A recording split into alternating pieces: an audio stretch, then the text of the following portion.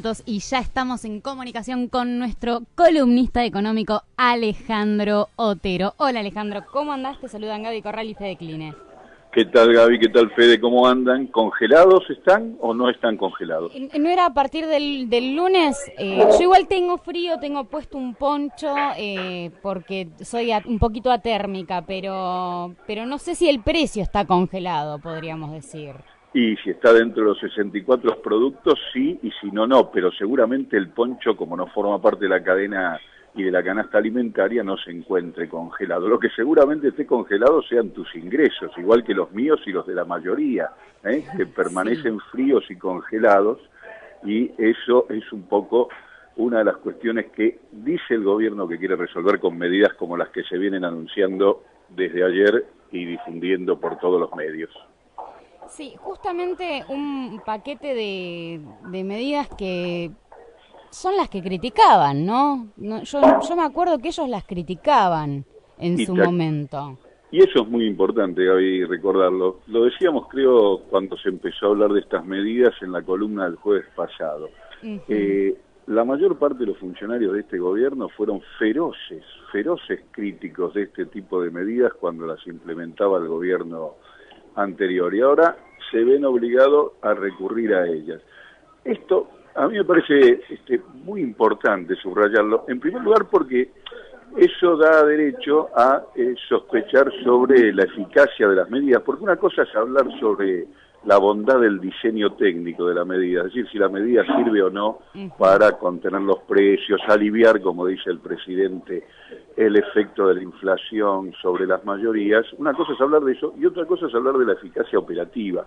Y en ese sentido hay que hacer notar que este gobierno no cree en este tipo de medidas. Este tipo de medidas no se corresponde con sus patrones filosóficos, con su ideología, y tampoco se corresponde con sus esquemas operativos. Por lo tanto, desde el punto de vista de la eficacia práctica, desde el punto de vista de llevar adelante estas medidas, hay serios motivos para sospechar que el gobierno va a tener dificultades, porque no tiene ni estructura psíquica, digamos así, no cree en ellas, ni tiene estructura operativa para llevarlas adelante. Entonces es muy difícil que, más allá de la bondad que pueda no tener desde el punto de vista técnico la medida, desde el punto de vista práctico sea operativo. Ese es un primer aspecto que me parece importante subrayar. Este gobierno no cree en las medidas que está implementando por 6 meses para generar un alivio y poder llegar en mejores condiciones hacia las urnas, y el hecho más evidente tal vez sea que el propio presidente no las presenta como todo el mundo creía que iba a ser, sino que las menciona en el marco de un video muy cuestionado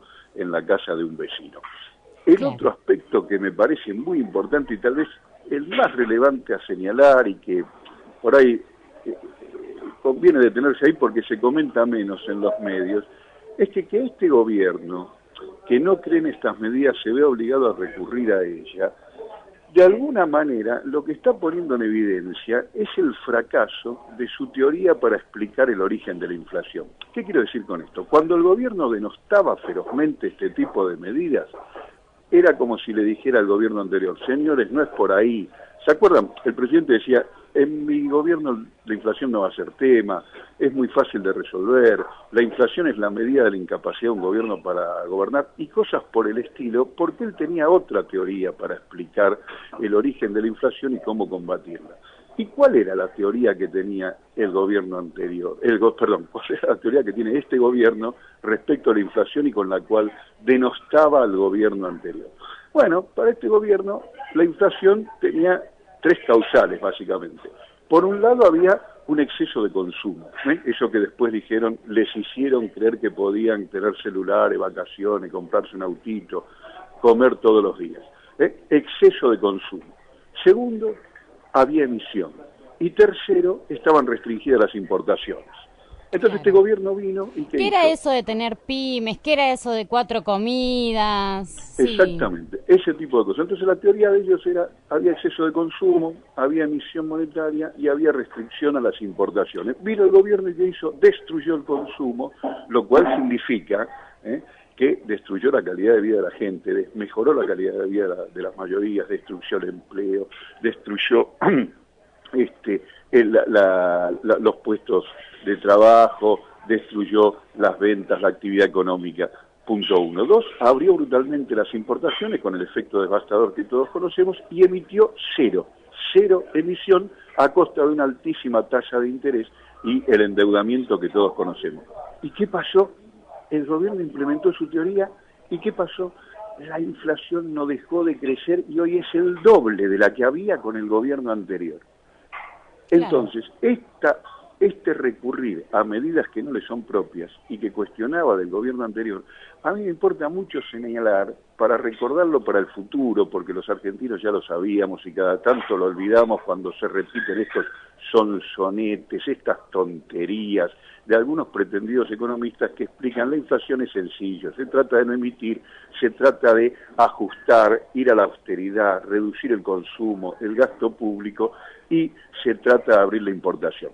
Bueno, sepamos los argentinos que cuando se hace eso, además de destruir la calidad de vida de la gente, la inflación no solo no se resuelve, sino que el tema empeora. Y recordemos esto, yo no sé si este tipo de medidas van a ser o no eficaces, probablemente tengan algún efecto de corto plazo, pero lo que queda claro, y este gobierno lo pone en evidencia, es que la inflación no se combate reduciendo el consumo y la calidad de vida de la gente, abriendo brutalmente las importaciones y restringiendo la emisión a cero.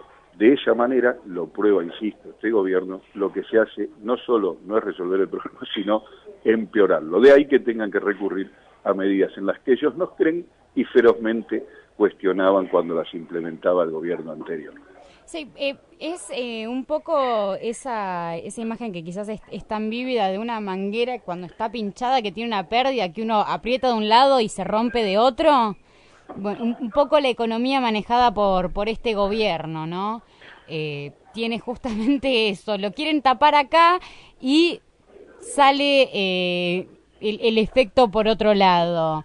Ojalá fuera así, Gaby. Yo diría, a ver, mientras nos dicen que quieren resolver el problema que forma parte real de la preocupación de la mayoría de los argentinos, que es la inflación, el deterioro de los ingresos, la pérdida de capacidad de consumo, en definitiva la pérdida de bienestar. Mientras nos dicen que van a resolver esto con medidas como las que decíamos antes que no funcionan, en realidad lo que hacen con las medidas que toman es beneficiar a un grupito reducido de sectores que con estas medidas que hacen sufrir a la mayoría de los argentinos obtienen enormes beneficios. Así que no se trata solo de cierta impericia para tapar el agujero de la manguera. Se trata también de una intencionalidad de beneficiar a unos pocos a costa del bienestar de la mayoría. Tampoco dejemos de recordar, no olvidemos esto, porque conviene tenerlo presente para entender lo que pasa.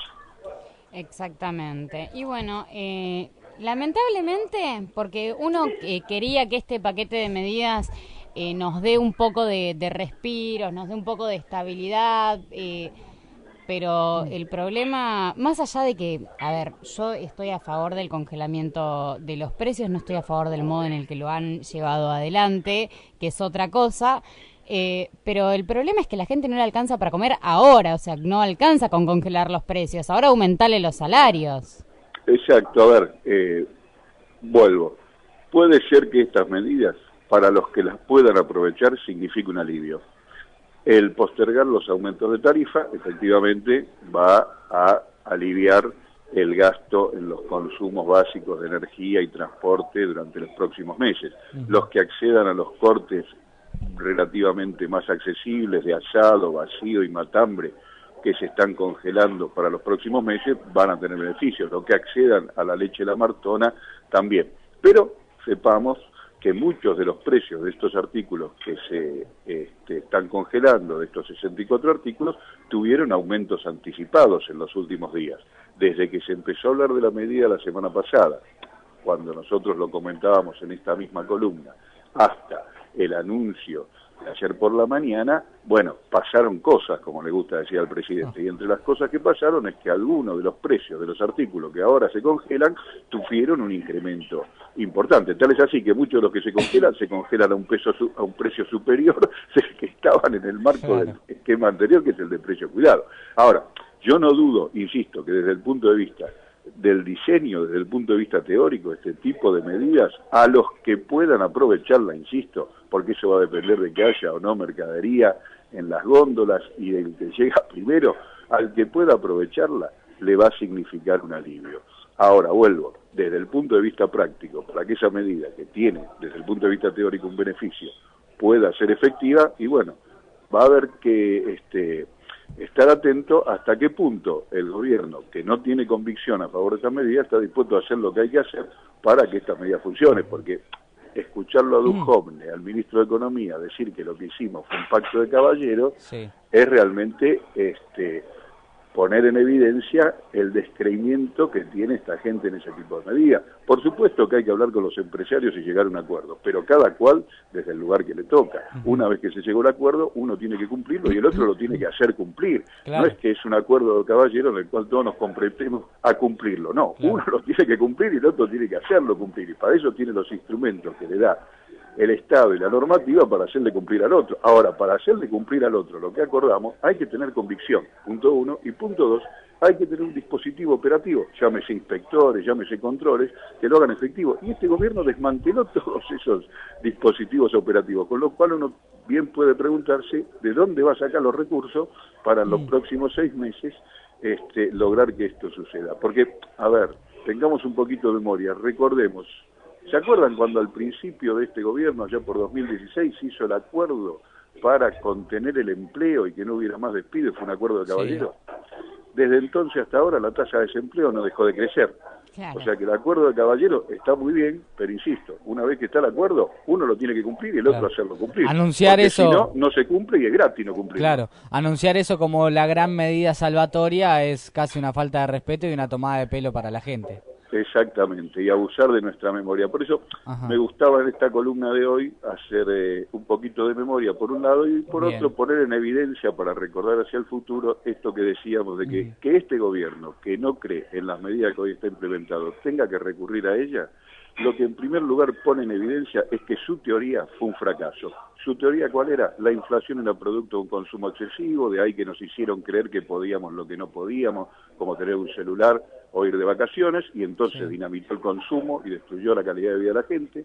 La inflación era producto de la emisión, entonces se emitió cero, y la inflación era producto de las restricciones a las importaciones y abrió el mercado internacional a mansalva. ¿Qué pasó? Insisto, la inflación no solo no se dio, sino que hoy es el doble de la que había cuando se fue el gobierno anterior, momento en el cual ellos cuestionaban todas estas cuestiones. Primer aprendizaje, las teorías de este gobierno, de gobiernos como este, que lo hemos escuchado muchas veces a la Argentina, a lo largo de la historia de la Argentina, repetir esta estupidez, son falsas. No las compremos nunca más. Perfecto, coincido totalmente en lo que decís y te quería pedir cortito, simple, como solés hacer siempre, una respuesta a esto que te voy a decir, porque los grandes medios lo andan divulgando, ¿no?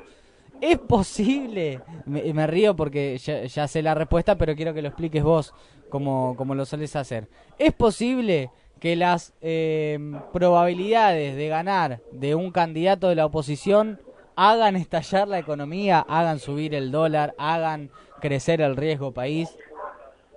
Una pavada absoluta. Eso es parte del terrorismo electoral. Esto de decir que si Cristina gana el país va a estallar es realmente una pavada. Miren, si el país va a estallar es producto de estas políticas y de esta película, me sale el fallido, de esta película insensata que nos hacen ver una y otra vez los neoliberales.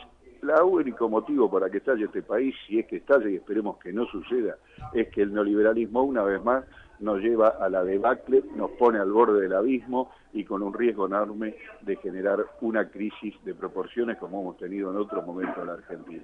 Los candidatos de la oposición, en todo caso, lo que encarnan no es el peligro, sino la esperanza para el pueblo argentino. Ale, espectacular, muchísimas gracias por la columna de hoy, sumamente necesaria, como siempre decimos, para echarle un poquito de agua a tanta tierra que el gobierno le tira encima a la economía. Bueno, muy bien, felices Pascuas para todos y que la pasen bien. Muchas gracias igualmente. Un abrazo enorme, Ale. Estamos recién en comunicación con Alejandro Otero, nuestro columnista económico, y con eso cerramos también el programa.